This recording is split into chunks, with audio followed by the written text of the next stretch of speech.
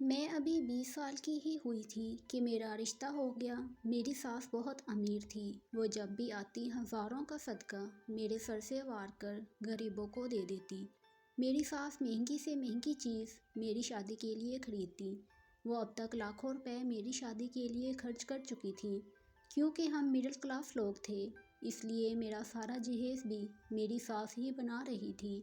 ہمارے پاس اتنے پیسے نہیں تھے، اس لیے میری ساس نے کہا کہ میرا ایک ہی اکلوتا بیٹا ہے، اس لیے وہ خود ہر چیز خریدنا چاہتی ہیں اور کسی کو کانوں کان خبر بھی نہیں ہوگی۔ شادی بڑی دھوم دھام سے ہوئی۔ بہت سے لوگوں کو شادی کی دعوت کے لیے دعوت نامہ بھیج دیے گئے، مگر شادی سے 4 دن پہلے میری ساس روتے ہوئے آئی اور کہنے لگی کہ میری کزن فوت ہو گئی ہے۔ میرے والدین کو میری ساس کی کزن کی وفات کا بہت دکھ ہوا۔ میری ساس کہنے لگی اب شادی بہت سادگی سے ہوگی۔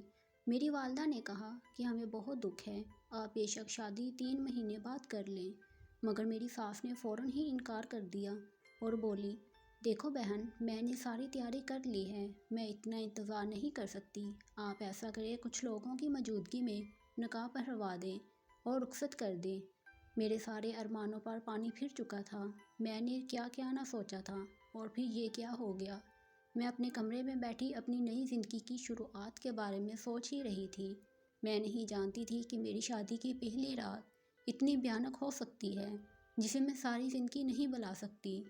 میری ساس نے مجھے میرے شوہر کے کمرے میں بٹھا دیا اور بنا کوئی بات کیے وہاں سے چلی گئی۔ میں ان کا سرد لہجہ دیکھ کر ایک دم پریشان ہو گئی کیونکہ ان کا رویہ بہت عجیب سا تھا۔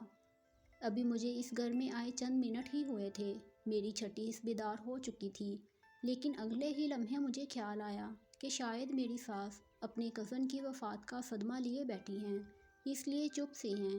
شادی سے پہلے میں نے اپنے شوہر اویس کو دیکھا تھا، مجھے وہ بہت اچھے لگے تھے۔ وہ بہت ہی خوبصورت شخصیت کے مالک تھے۔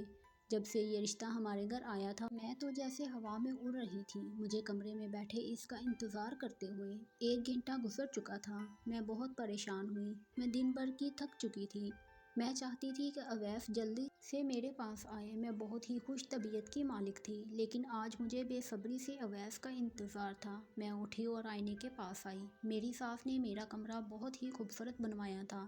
میں نے اپنے آپ کو آئینے میں دیکھا تو حیران رہ گئی۔ میں اس قدر حسین لگ رہی تھی کہ میں سوچ رہی تھی کہ جب مجھے اویس دیکھیں گے تو دیوانے ہو جائیں گے۔ پہلی رات ہی میں اپنی باتوں اور اداؤں سے ان کے دل میں جگہ بنا لوں گی۔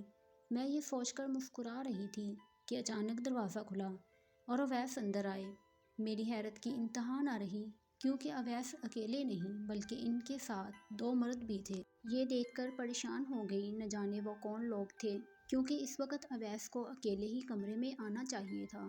میں معاملہ سمجھنے کی کوشش کر ہی رہی تھی کہ اویس کی شکل بھی کچھ عجیب ہو رہی تھی اور ان کے پیچھے 2 مرد بھی عجیب نظروں سے مجھے گھور رہے تھے۔ اسی لمحے میری ساس اندر آ گئی کیونکہ اتنی دیر سے تو میں اکیلی بیٹھی ہوئی تھی۔ اب مجھے اچانک ساس کو دیکھ کر اور زیادہ پریشانی ہوئی۔ مسئلہ یہ نہیں تھا کہ کون کمرے میں آیا ہے، مسئلہ یہ تھا کہ ان کی شکلوں کے تاثرات سے مجھے عجیب سی خوفت ہو رہی تھی۔ اویس کو دیکھ کر بالکل بھی ایسا نہیں لگ رہا تھا کہ وہ دلہا ہے۔ اویس کے چہرے پر عجیب قسم کی سختی تھی۔ ان کے ساتھ جو 2 مرد تھے ان کے چہرے پر معنی خیز مسکراہٹ تھی۔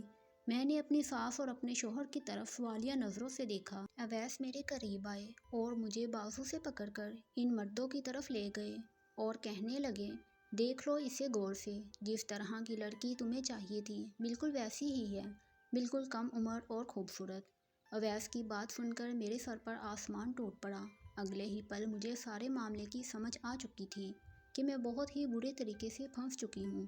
میں نے اویس سے کہا کہ آپ یہ کس طرح کی باتیں کر رہے ہیں؟ میرا اتنا کہنا تھا کہ میری ساس نے آگے بڑھ کر میرے منہ پر تھپڑ دے مارا اور کہا کہ خبردار، ایک لفظ بھی نکالا تو میں تمہاری جان لے لوں گی، میں تم پر بہت پیسہ خرچ کر چکی ہوں۔ پھر میری ساس نے ان دونوں مردوں سے کہا اس لڑکی کی قیمت نکالو۔ وہ دونوں مرد بہت خوش ہو رہے تھے۔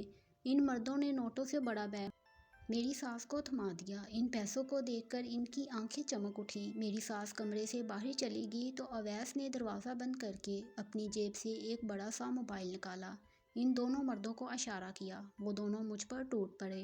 میری شادی کی پہلی رات تھی، میں اسے یادگار بنانا چاہتی تھی۔